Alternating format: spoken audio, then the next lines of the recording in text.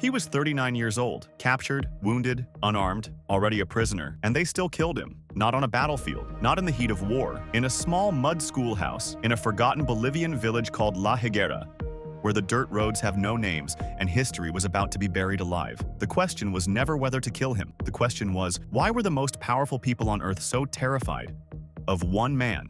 This is the story they tried to erase. The execution they tried to disguise. The grave they kept secret for 30 years. This is beyond the forgotten. Ernesto Che Guevara wasn't just a rebel with a rifle. He was something far more dangerous to the powerful. He was a vision. And visions, as history has learned the hard way, are much harder to kill than people. His idea was simple, devastatingly simple. Latin America's resources, its oil, its land, its copper, its sugar, belonged to Latin Americans, not to American corporations, not to Wall Street banks, not to the puppet governments quietly installed by Washington to keep the pipeline of profit flowing north. But Che didn't arrive at this idea in a lecture hall. He arrived at it on the road. As a young medical student, he crossed Latin America on a motorcycle. And what he saw changed him permanently. He saw poverty engineered from above. He saw children dying of diseases that money could cure in countries that sat on mountains of natural wealth. He saw who owned the mountains, and he saw who owned the governments that protected them. Then, in 1954, he watched Guatemala. A democratically elected president, Jacobo Arbenz, had dared to give land back to poor farmers. Land taken from the United Fruit Company, an American corporation. Within months, the CIA organized a coup. Arbenz was overthrown. The land went back. The corporation won. Che saw the blueprint. Corporations owned governments. Governments owned armies. Armies owned people. And from that moment, he dedicated his life to one mission: break that chain across an entire continent. What followed wasn't just guerrilla warfare in jungles. It was something that rattled the world's most powerful institutions at their foundations. Che became the chief architect of the Cuban Revolution. Not merely a fighter, but a strategist, an ideologist, a builder. When Fidel Castro's forces took Havana in 1959, Che didn't fade into the background. He moved to the center. He became Minister of Industries, President of the National Bank. And immediately, he moved to nationalize Cuban industries and expel American corporations from the island. The phone lines between Havana and Washington started burning, but Che wasn't finished.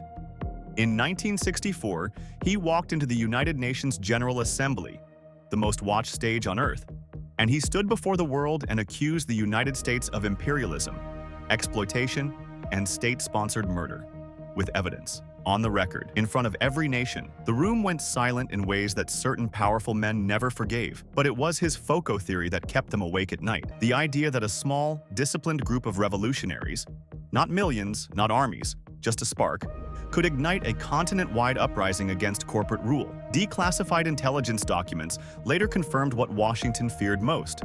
Castro intended Bolivia to be the beginning, not an isolated rebellion, but the first flame of a movement designed to sweep across the entire continent. An entire continent, rising, reclaiming, taking back. That was the plan. Washington didn't wait for the spark to catch. While Che moved through the shadows of Bolivia's highlands, gathering a small band of guerrillas in the mountains, the CIA was already there. Watching, waiting, closing in. A CIA operative named Felix Rodriguez was dispatched to Bolivia with one specific assignment: find Che Guevara. An entire Bolivian military battalion, the Rangers, was trained from scratch, funded and directed by the United States. Not to fight a war, not to defend a border, specifically solely to locate and eliminate one man. Declassified documents, later archived by George Washington University, confirmed it plainly. American intelligence services trained and were directly involved with the battalion that captured and killed Guevara. This was not Bolivia acting alone. This was Washington wearing a Bolivian uniform. By October 1967, Che's Bolivian campaign was unraveling. The expected support from local peasants had not materialized. His small band of guerrillas was exhausted, ill, and hunted. And then, betrayal. On October 8, 1967, the Rangers closed in on a ravine called Quebrada del Euro.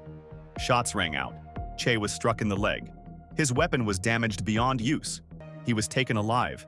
They brought him, wounded and bound, to the small village of La Higuera, to a one-room mud schoolhouse that served as both prison and interrogation chamber.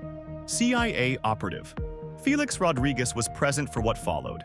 And here is where the mask slips. A trial was discussed, taking Che to the capital, placing him before a court, building a legitimate legal case. It was discussed, and then it was quietly buried because those in power understood something terrifying. A courtroom would give Che a stage. Che on a stage, speaking to the world, was more dangerous than Che in any jungle. The Bolivian president, René Barrientos, and his advisors made their decision. No trial, no platform, no risk. The order came down. Execute him. October 9th, 1967. 1:15 in the afternoon. A soldier was given the order to enter the schoolhouse and carry out the execution. He couldn't do it. He walked out. He passed the order to another man, a man who, by several accounts, fortified his courage with several beers before he could bring himself to go back in. Even the executioner hesitated. Even he understood the weight of what was about to happen. Inside, Che Guevara was told to sit down. He refused. He stood upright, wounded, bound, facing the man with the rifle. And he spoke his final words. "Know this, you are killing a man." The soldier fired. The shots knocked Che back against the wall. He was shot 9 times, deliberately avoiding the head and the heart.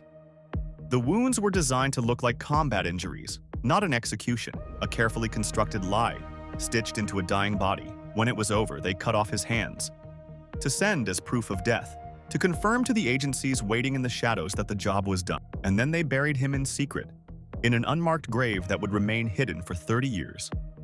Because a grave becomes a shrine becomes a symbol becomes a revolution. They were still afraid of him after he was dead. The Bolivian government's position was clear. They could not allow an independent autopsy to reveal that Che had been executed rather than killed in battle. They could not allow his remains to become a rallying point for the communist movement. President Lyndon B. Johnson was personally informed. Let that settle for a moment. The President of the United States, personally informed, about the killing of a man in a Bolivian schoolhouse.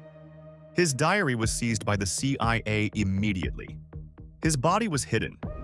His hands were sent across the ocean.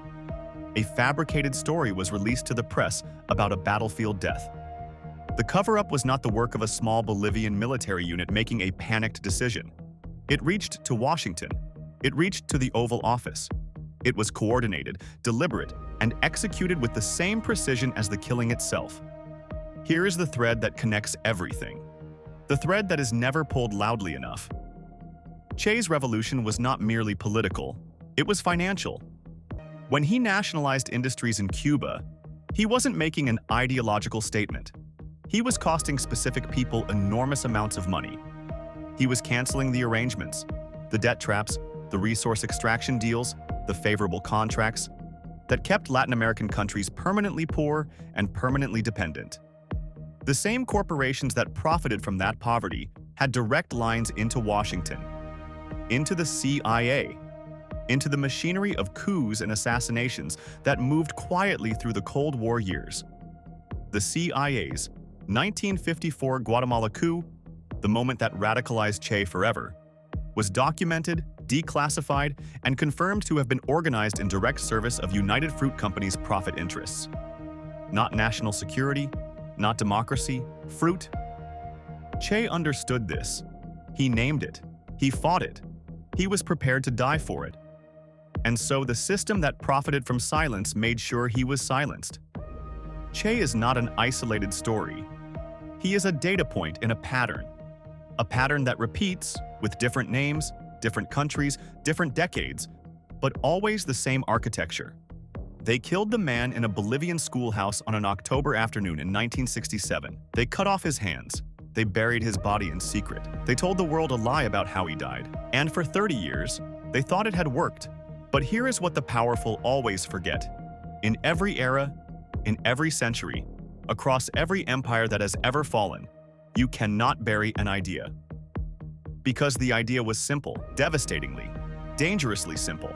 The world's resources belong to the world's people, not to the few. not to the hidden, not to those who write history from the safety of boardrooms, to the people. And as long as that idea breathes, in whispers, in archives, in the stories that refuse to stay buried, Ernesto Che Guevara is not dead.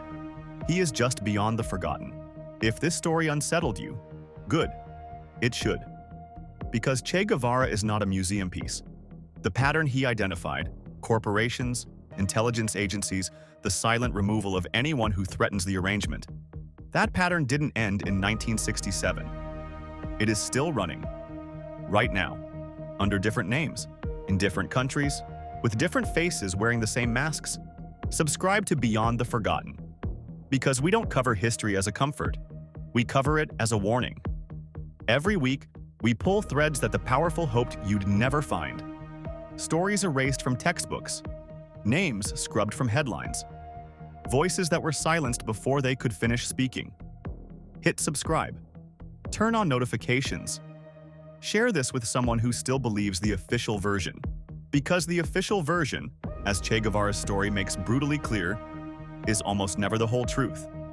Stay curious, stay skeptical, and never stop asking, what are they not telling us?